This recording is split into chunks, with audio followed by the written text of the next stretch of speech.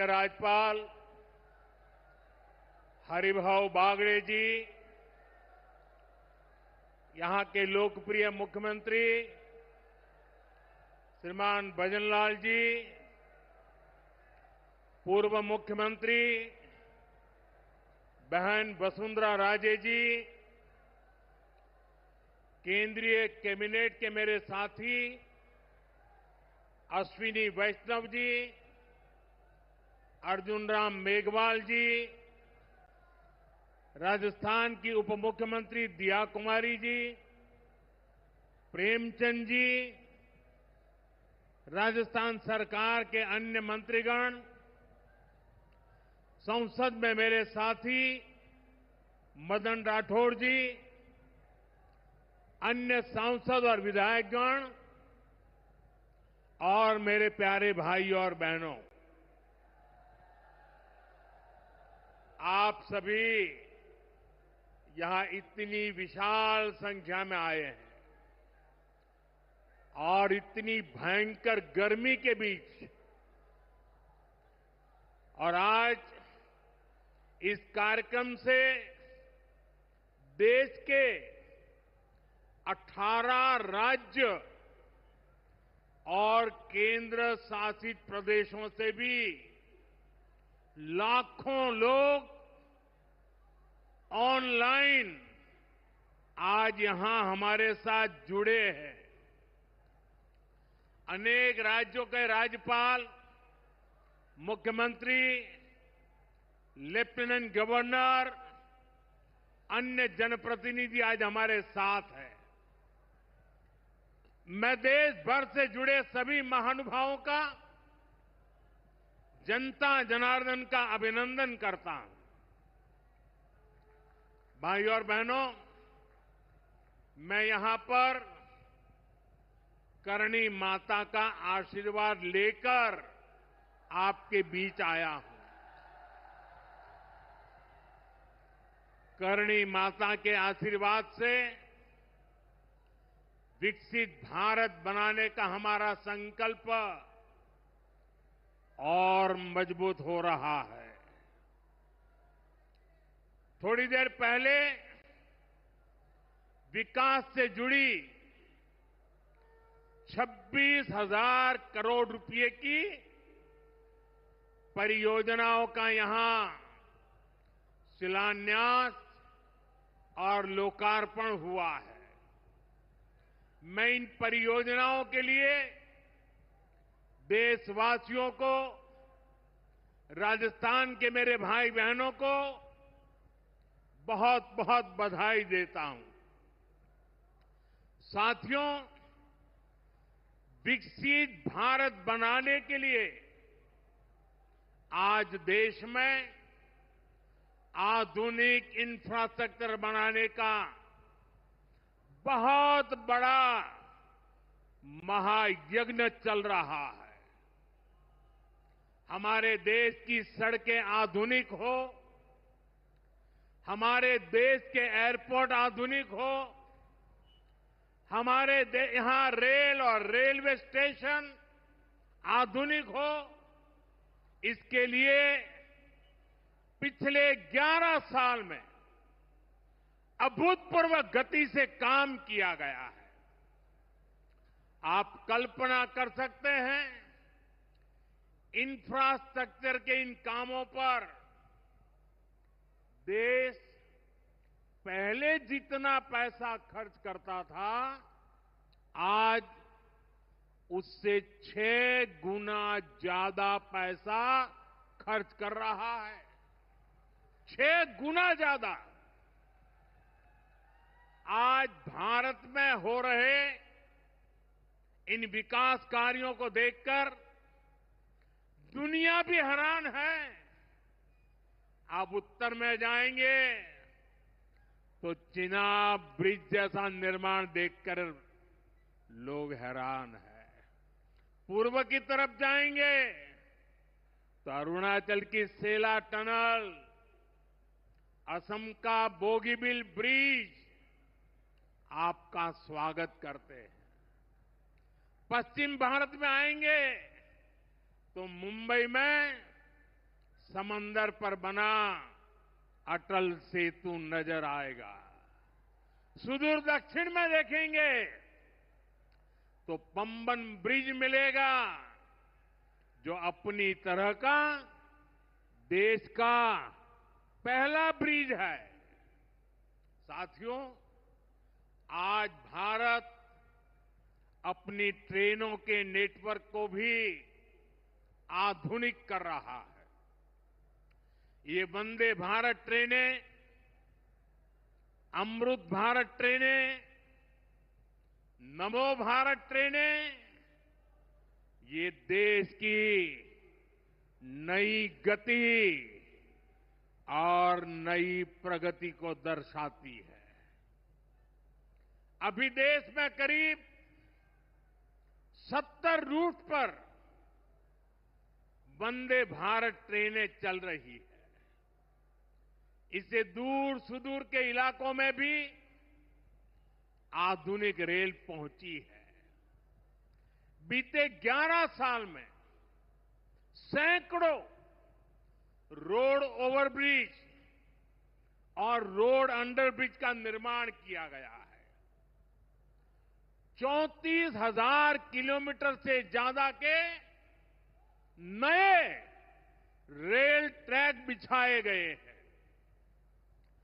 अब ब्रॉडगेज लाइनों पर मानव रहित क्रॉसिंग, वो बात इतिहास बन चुकी है, खत्म हो चुकी है। हम मालगाड़ियों के लिए अलग से स्पेशल पटरियां, डेडिकेटेड फ्रेट कॉरिडोर का काम भी तेजी से पूरा कर रहे हैं। देश के पहले बुलेट ट्रेन प्रोजेक्ट पर काम चल रहा है और इन सबके साथ ही हम एक साथ देश के करीब 1300 से अधिक रेलवे स्टेशनों को भी आधुनिक बना रहे हैं। साथियों, आधुनिक हो रहे इन रेलवे स्टेशनों को देश ने अमृत भारत स्टेशन का नाम दिया है। आज इनमें से 100 से अधिक अमृत भारत स्टेशन बनकर के तैयार हो गए हैं। सोशल मीडिया पर भी लोग देख रहे हैं कि इन रेलवे स्टेशनों का पहले क्या हाल था और अब कैसे इनकी तस्वीर बदल गई है। साथियों, विकास भी, विरासत भी, इस मंत्र का इन अमृत भारत रेलवे स्टेशनों पर उसका नजारा साफ साफ दिखाई देता है। ये स्थानीय कला और संस्कृति के भी नए प्रतीक है। जैसे राजस्थान के मांडलगढ़ रेलवे स्टेशन पर महान राजस्थानी कला संस्कृति के दर्शन होंगी। बिहार के थावे स्टेशन पर मां थावे वाली के पावन मंदिर और मधुबनी चित्रकला को दर्शाया गया है। मध्य प्रदेश के ओरछा रेलवे स्टेशन पर आपको भगवान राम की आभा का एहसास होगा। श्रीरंगम स्टेशन का डिजाइन भगवान श्री रंगनाथ स्वामी जी के मंदिर से प्रेरित है। गुजरात का डाकोर स्टेशन रणछोड़राय जी से प्रेरित है। तिरुवन्नामलई स्टेशन द्राविड़ वास्तुकला के अनुसार डिजाइन किया गया है। बेगमपट स्टेशन पर आपको काकतीय साम्राज्य के समय का आर्किटेक्चर देखने को मिलेगा। यानी हर अमृत स्टेशन पर आपको भारत की हजारों साल पुरानी विरासत के दर्शन भी होंगे। ये स्टेशन हर राज्य में टूरिज्म को भी बढ़ावा देने के माध्यम बनेंगे, नौजवानों को रोजगार के नए मौके देंगे और मैं उन शहर के नागरिकों को, रेलवे में यात्रा करने वाले पैसेंजर से प्रार्थना करूंगा, ये सारी संपत्ति के मालिक आप हैं। कभी भी वहां गंदगी न हो, इस संपत्ति का नुकसान न हो, क्योंकि आप उसके मालिक हैं। साथियों, इंफ्रास्ट्रक्चर बनाने के लिए जो पैसा सरकार खर्च करती है, वो रोजगार भी बनाता है, व्यापार कारोबार भी बढ़ाता है।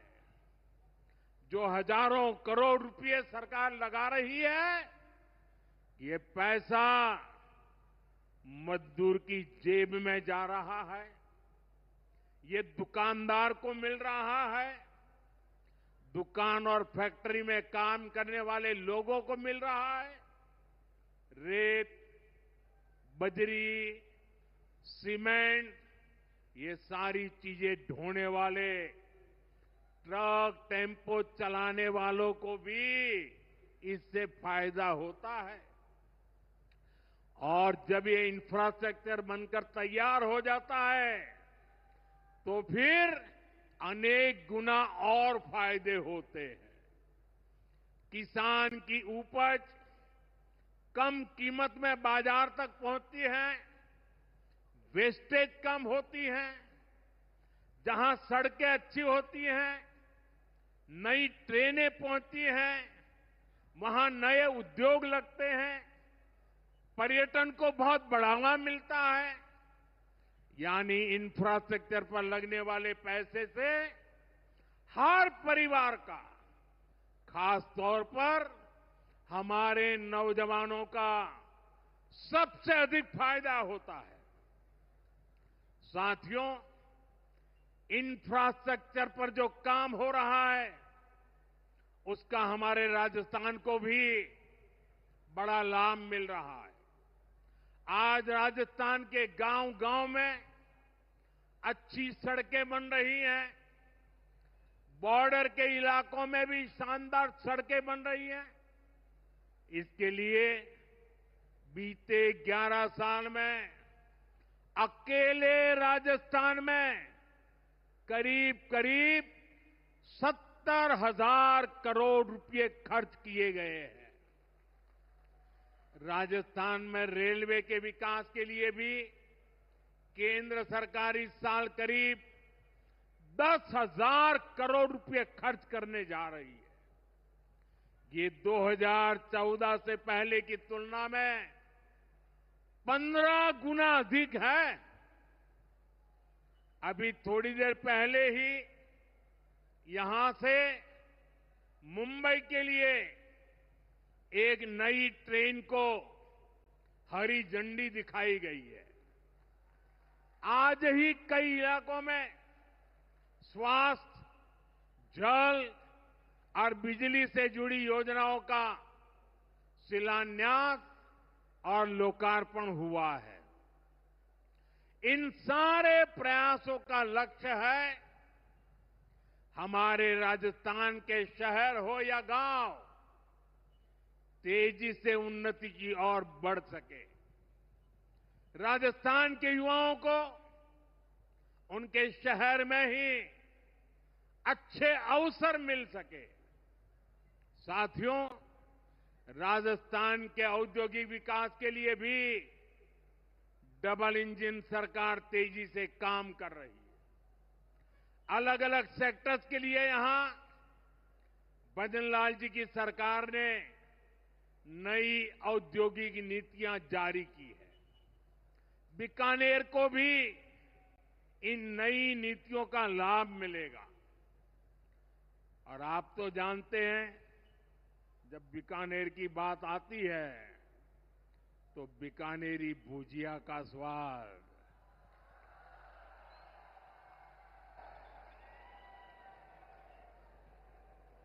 और बीकानेरी रसगुल्लों की मिठास,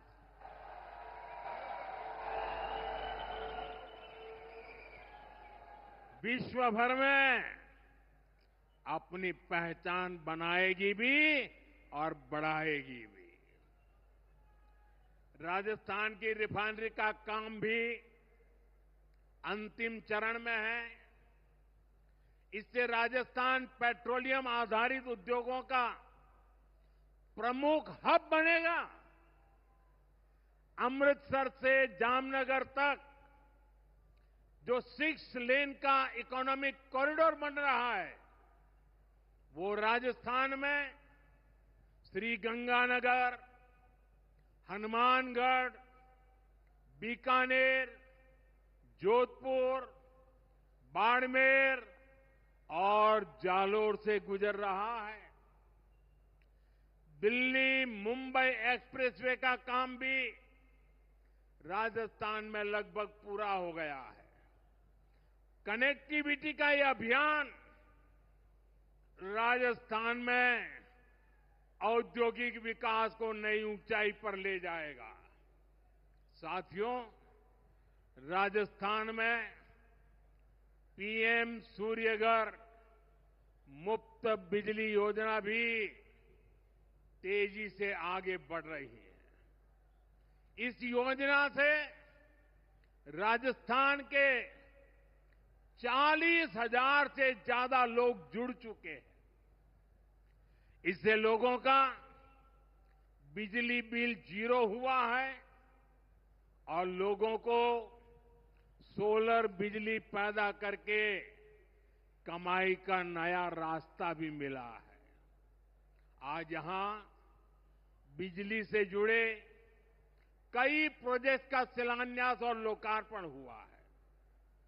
इनसे भी राजस्थान को और ज्यादा बिजली मिलेगी। बिजली का बढ़ता उत्पादन भी राजस्थान में औद्योगिक विकास को नई गति दे रहा है।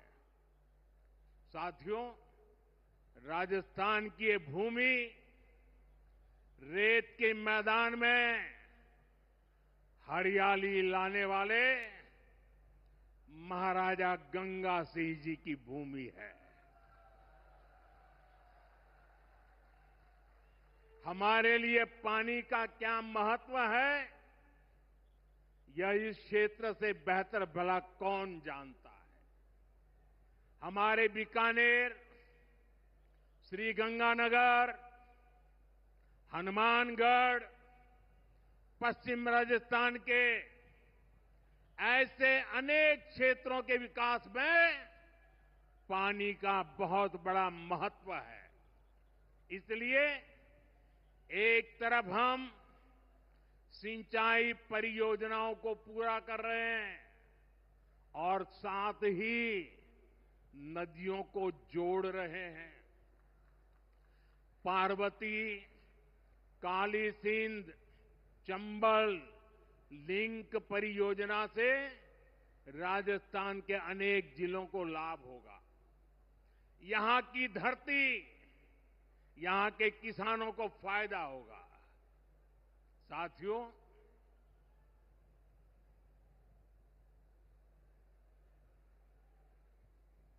राजस्थान की ये वीर धरा हमें सिखाती है कि देश और देशवासियों से बड़ा और कुछ नहीं। 22 अप्रैल को आतंकवादियों ने धर्म पूछकर हमारी बहनों की मांग का सिंदूर उजाड़ दिया था।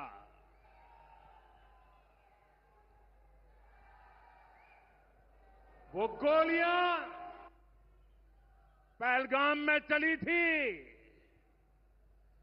लेकिन उन गोलियों से 140 करोड़ देशवासियों का सीना छलनी हुआ था।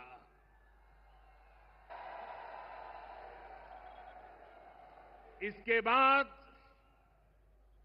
हर देशवासी ने एकजुट होकर संकल्प लिया था कि आतंकवादियों को मिट्टी में मिला देंगे।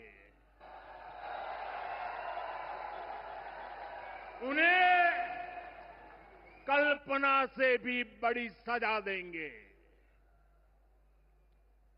आज आपके आशीर्वाद से, देश की सेना के शौर्य से हम सब उस प्रण पर खरे उतरे हैं। हमारी सरकार ने तीनों सेनाओं को खुली छूट दे दी थी।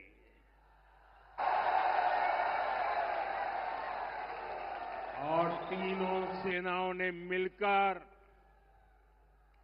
ऐसा चक्रव्यूह रचा कि पाकिस्तान को घुटने टेकने के लिए मजबूर कर दिया।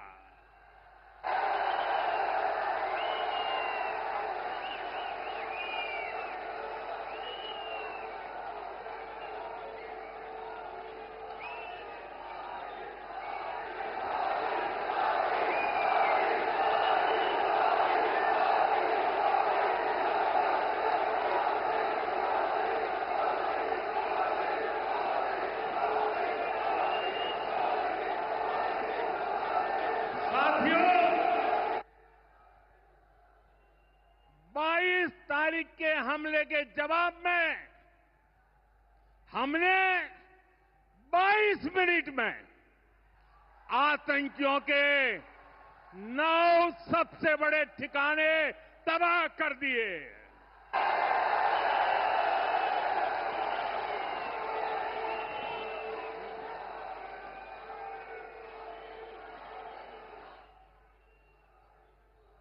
दुनिया ने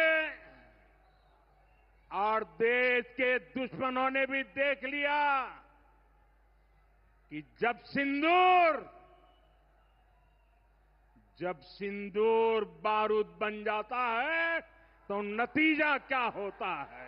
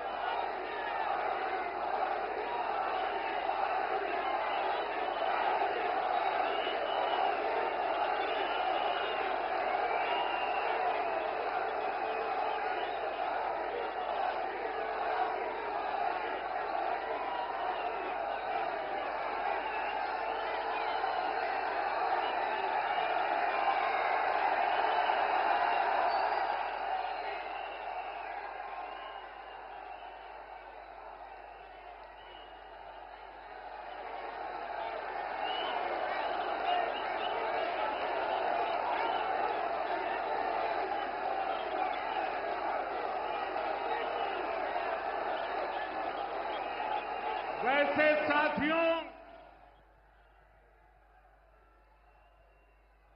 ये संयोग ही है। 5 साल पहले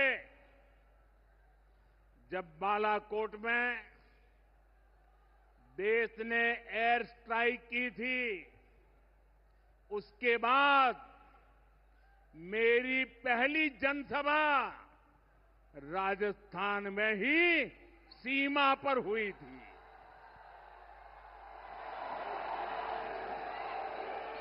वीर भूमि का ही ये तप है कि ऐसा संयोग बन जाता है।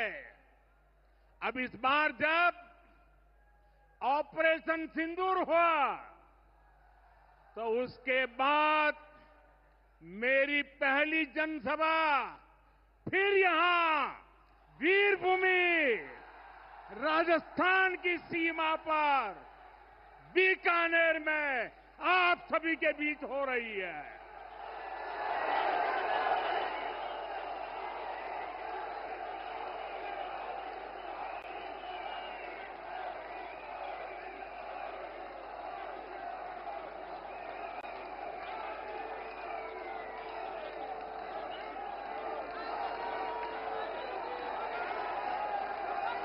साथियों,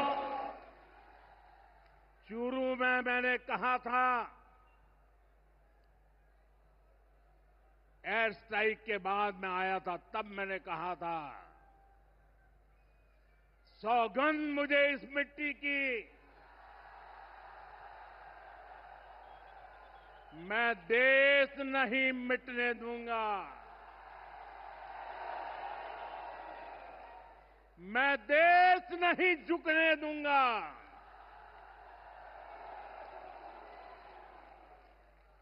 आज मैं राजस्थान की धरती से देशवासियों से बड़ी नम्रता के साथ कहना चाहता हूं, मैं देश के कोने कोने में जो तिरंगा यात्राओं का हुजूम चल रहा है,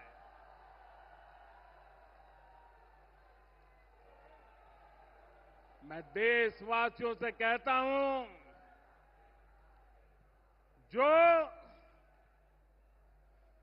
जो सिंदूर मिटाने निकले थे,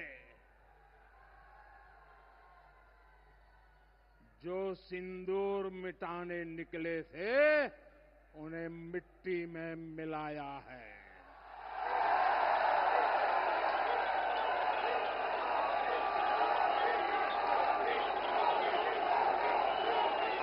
जो हिंदुस्तान का लहू बहाते थे, जो हिंदुस्तान का लहू बहाते थे, आज कतरे कतरे का हिसाब चुकाया है।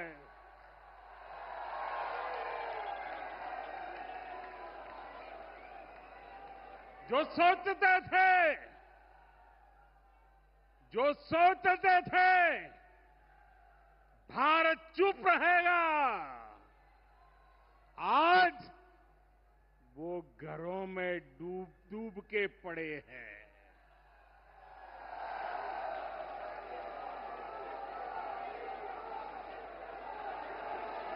जो अपने हथियारों पर घमंड करते थे, जो अपने हथियारों पर घमंड करते थे, आज वो मलबे के ढेर में दबे हुए हैं।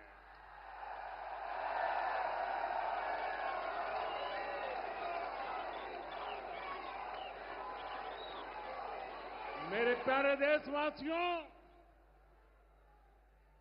ये शोध प्रतिशोध का खेल नहीं, ये शोध प्रतिशोध का खेल नहीं, ये न्याय का नया स्वरूप है।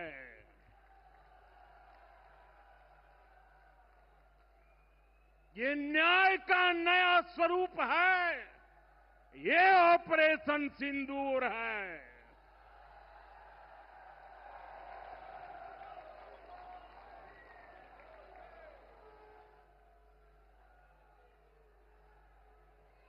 ये सिर्फ आक्रोश नहीं है, ये सिर्फ आक्रोश नहीं है, ये समर्थ भारत का रौद्र रूप है। ये भारत का नया स्वरूप है।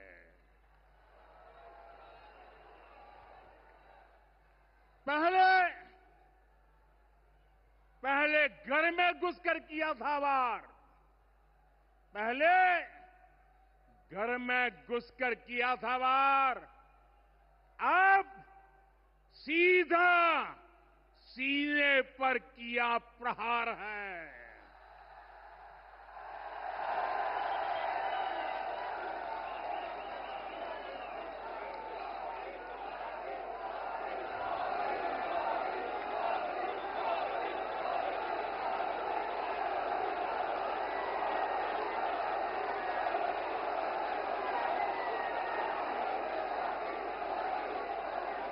आतंक का फन कुचलने की, आतंक का फन कुचलने की यही नीति है, यही रीति है, यही भारत है, नया भारत है। बोले भारत माता की, भारत माता की, भारत माता की। साथियों, ऑपरेशन सिंदूर ने आतंकवाद से निपटने के 3 सूत्र तय कर दिए हैं। पहला, भारत पर आतंकी हमला हुआ तो करारा जवाब मिलेगा। समय हमारी सेनाएं तय करेगी, तरीका भी हमारी सेनाएं तय करेगी और शर्तें भी हमारी होगी। दूसरा, एटम बम की गीदड़ बप्तियों से भारत डरने वाला नहीं है। और तीसरा, हम आतंक के आकाओं और आतंकी सरपरस्त सरकार को अलग अलग नहीं देखेंगे, उन्हें अलग अलग नहीं देखेंगे, उन्हें एक ही मानेंगे। पाकिस्तान का ये स्टेट और नॉन स्टेट एक्टर वाला खेल अब नहीं चलेगा। आपने देखा होगा, पूरी दुनिया में पाकिस्तान की पोल खोलने के लिए हमारे देश के 7 अलग अलग प्रतिनिधिमंडल पूरे विश्व भर में पहुंच रहे हैं। और इसमें देश के सभी राजनीतिक दलों के लोग हैं, विदेश नीति के जानकार हैं, गणमान्य नागरिक हैं। अब पाकिस्तान का असली चेहरा पूरी दुनिया को दिखाया जाएगा। साथियों, पाकिस्तान भारत से कभी सीधी लड़ाई जीत ही नहीं सकता। जब भी सीधी लड़ाई होती है तो बार बार पाकिस्तान को मुंह की खानी पड़ती है। इसलिए पाकिस्तान ने आतंकवाद को भारत के खिलाफ लड़ाई का हथियार बनाया है।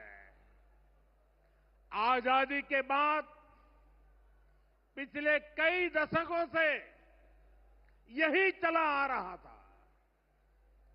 पाकिस्तान आतंक फैलाता था,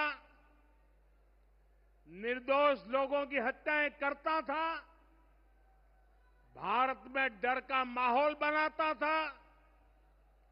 लेकिन पाकिस्तान एक बात भूल गया,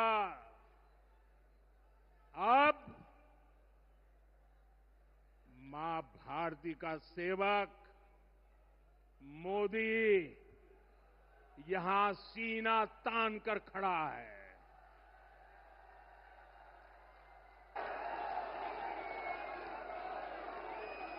मोदी का दिमाग ठंडा है, ठंडा रहता है, लेकिन मोदी का लहू गर्म होता है।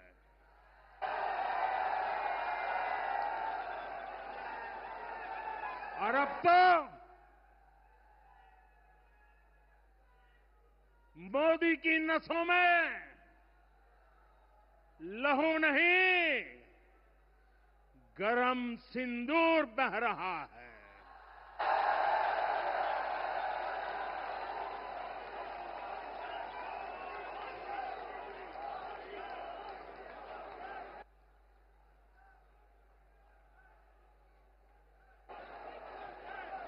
अब भारत ने 2 टूक साफ कर दिया है।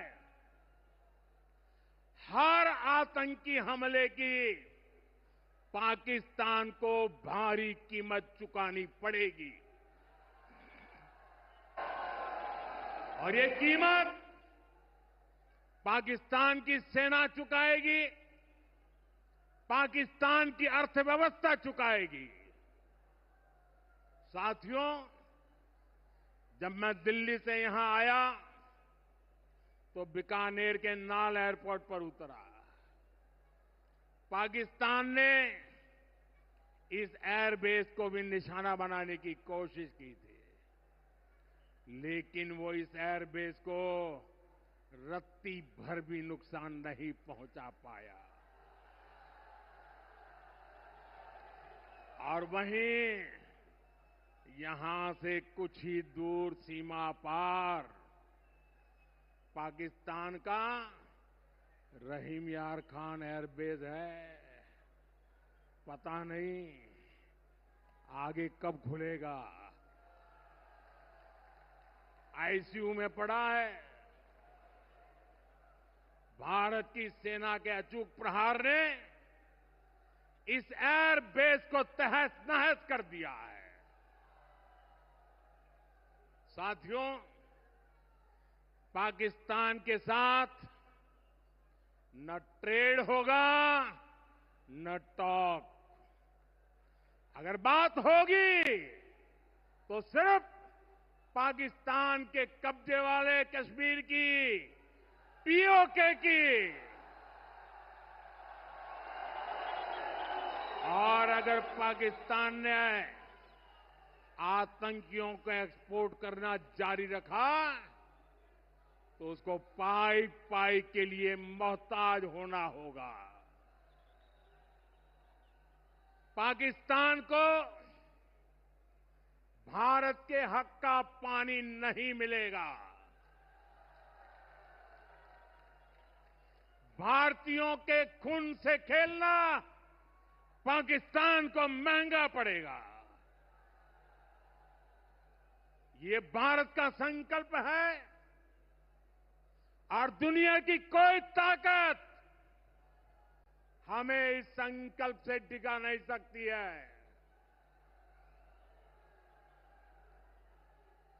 भाइयों और बहनों, विकसित भारत के निर्माण के लिए सुरक्षा और समृद्धि दोनों जरूरी है।